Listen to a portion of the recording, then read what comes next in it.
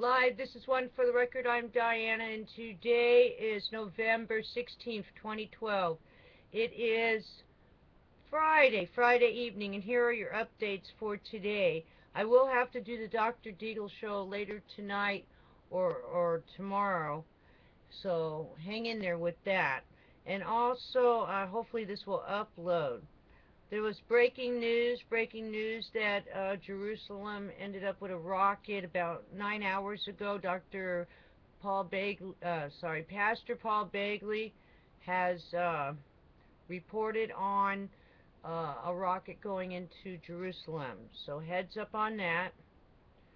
Also, let me give you some more information. Let's go into the E&E news.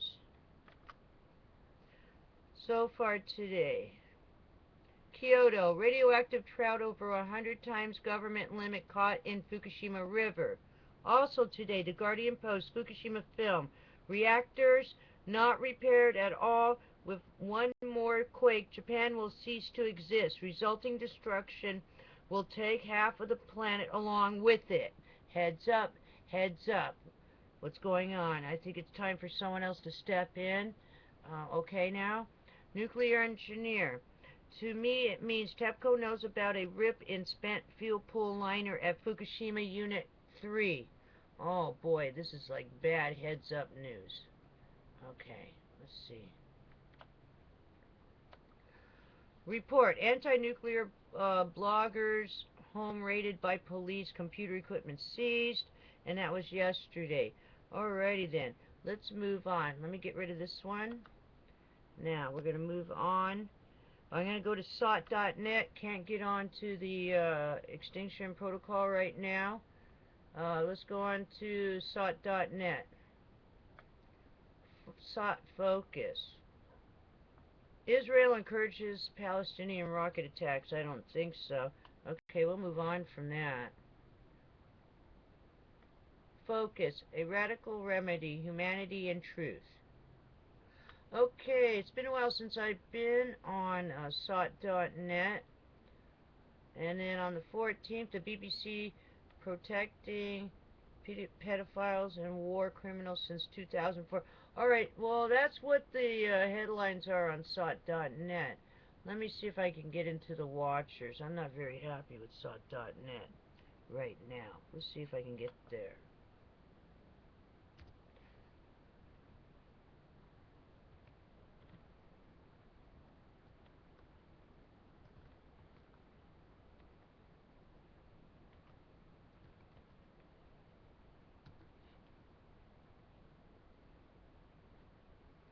Alright, let's see if we got headlines. Okay, hang in there.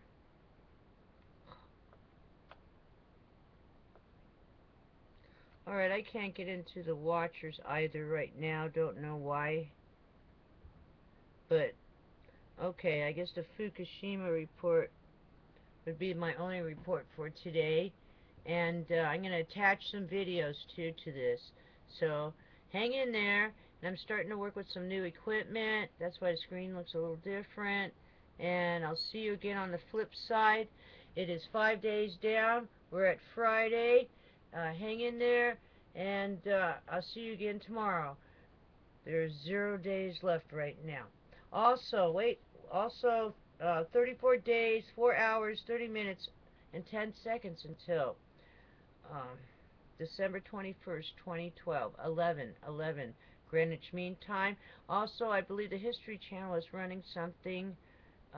Please check the History Channel, and I think it's H2 History Channel, and it's about 2012 again. So it's a new one. It looks pretty good, so check it out.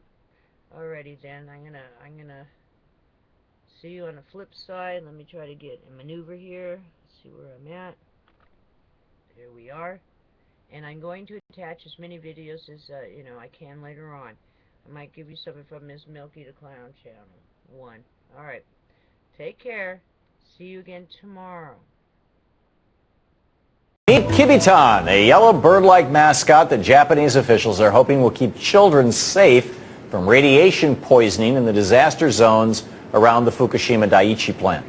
Leaflets are being passed around Japan featuring Kibitan, who warns children about the dangers of radiation and tells them to stay away from pools and ditches of radioactive waste.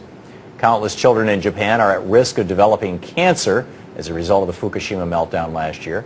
According to a recent study from Fukushima Medical University, 36% of the children in the area have overgrown thyroid glands, leaving them prone to cancer.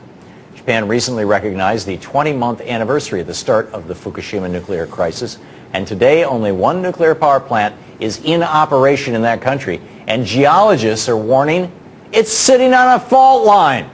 Geologists at Tokyo's Toyo University are urging the Japanese government to halt operations at the Oi nuclear plant and to conduct research underground to see if it's in danger. Asked if the plant should remain open, one of the lead geologists said, "It would be a very silly option. We would have learned nothing from Fukushima. I'm afraid we would see a repeat one day." End quote. Since the Fukushima crisis began, several thousand Japanese citizens have been rallying in the streets routinely against nuclear power, demanding that all the plants be shut down. And so the government has responded with Kibitan. So what's the latest on Fukushima and the rest of the nuclear problems coming out of Japan, and the rest of the world for that matter? Kevin Camps joins me now. He's the radioactive waste watchdog at Beyond Nuclear. Kevin, welcome back. Hi, Tom. Thank you. Great to have you. Thanks. Tell us about the Oi nuclear power plant. Well, like you said, it's the only nuclear power plant to be reactivated after March 11th, 2011. 2 reactors have been fired up. That was in June of this year. So there was actually a month where there were no operating reactors in Japan. So 4 reactors were destroyed at Fukushima Daiichi in the catastrophe. But there are 50 operable reactors in the country.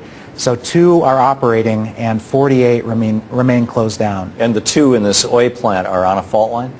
Well, Japan is riddled with fault lines, both on land and just off the coastline. And Harvey Wasserman, who's a longtime nuclear watchdog in the United States, I think it was 1997 I heard him speak, and he said, future generations will look back and see nuclear power plants as markers for earthquake fault lines. In Japan especially so, but here in the United States we have many nuclear reactors close to fault lines, on top of fault lines, and OE is unfortunately very likely on top of an active fault line. Yeah, well, that was my follow-up question. How many nuclear plants in the United States are facing the same situation? Do we have a count? Well, many. I mean, out on the California coast, you've got Diablo Canyon with 2 reactors. You've got San Onofre with 2 reactors near the San Andreas Fault and major fault lines. And in fact, all the time, in recent years, there have been discoveries of new fault lines. So just off of Diablo Canyon, very close by, within a mile or a few miles, a new fault line was discovered called the Shoreline Fault Line.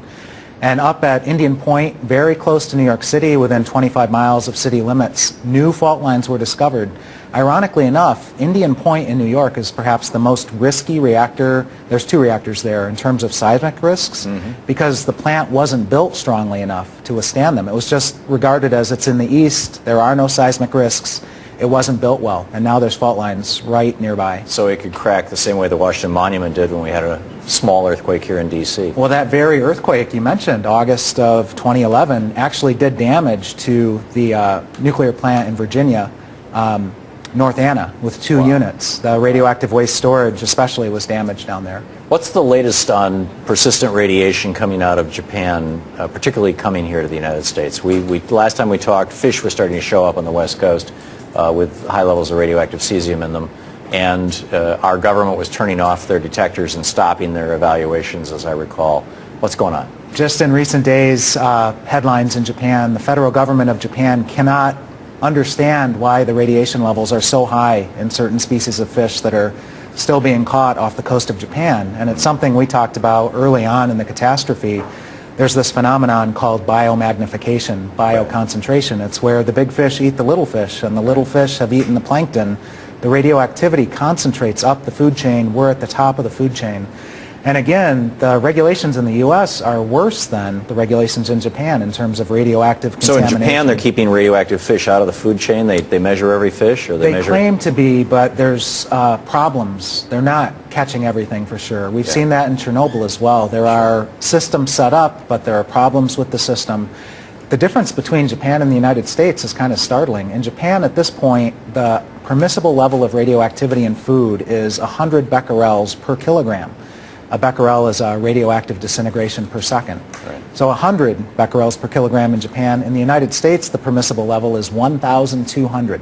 So Japan's limits are 12 times stronger than ours, which means that we could very certainly be importing food from Japan that's considered unfit to eat there and be If the Japanese wouldn't sell to their own people, they'll sell it to us because that's insane. Japan is deploying this yellow mascot, kibitan, if I'm saying it right, to warn kids about radiation. What is the situation, seriously, for kids around Fukushima and frankly, around the world? I mean, even the U.S. West Coast, downwind of and downstream, I guess, ocean currents of this thing. Children are very vulnerable to radioactivity, much more so than adult white males, which is the standard reference man in the United States for radiation protections. Women are more vulnerable than men. Pregnant women and the fetus are the most vulnerable of all. So unfortunately, the standards have been established for a 25-year-old white male who weighs 160 pounds. This dates back to the 1940s, 1950s. Yeah. So they're very vulnerable. Heartbreaking stories in Fukushima. Parents will not let their children play outside because they're concerned about the radioactive contamination. Families have been thrown onto their own resources to check the school lunches. Unfortunately, children are living in fear of radiation, and it's everyday life for large numbers of children. One of the very startling headlines in recent weeks has been that a third of the children in Fukushima Prefecture have nodules and cysts on their thyroids. This could be a precursor for thyroid pathology, thyroid cancer, a disease unheard of in children apart from exposure to things like radioactive iodine-131. We saw that at Chernobyl, epidemic numbers of childhood thyroid pathology incidents that continue to this day. Children were exposed in utero as young children, and the damage done to their thyroid will persist. And those were early warning signs of further things like, cesium heart and some of these other positions. Right, Chernobyl heart. Yeah, Chernobyl heart. We have to wrap it up, but Kevin, thank you so much for being with us and for the great work that you're doing. Japan's space agency and a commercial machinery maker jointly developed a camera for use on site at the crippled Fukushima nuclear power plant. The device will help in the cleanup of radioactive materials that leaked out.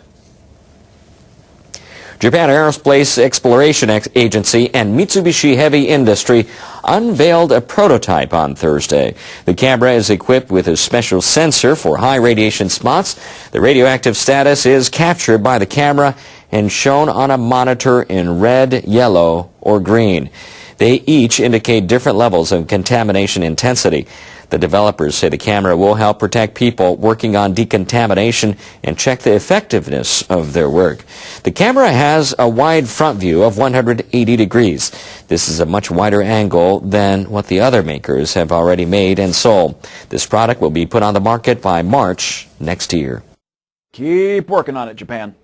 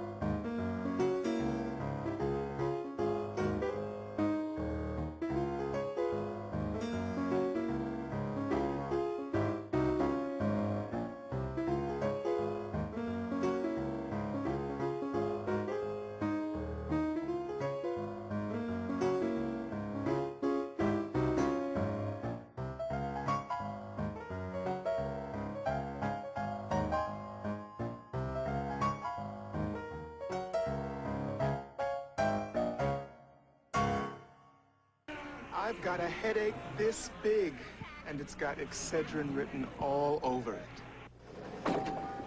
I've got a headache this big, and it's got Excedrin written all over it. Excedrin, the big headache medicine. More medicine than any regular strength pain reliever. The most medicine you can buy without a prescription. Nothing is stronger. I had a headache this big, but I took Excedrin, and it's gone. Excedrin, from Bristol Myers. Excedrin, the headache medicine.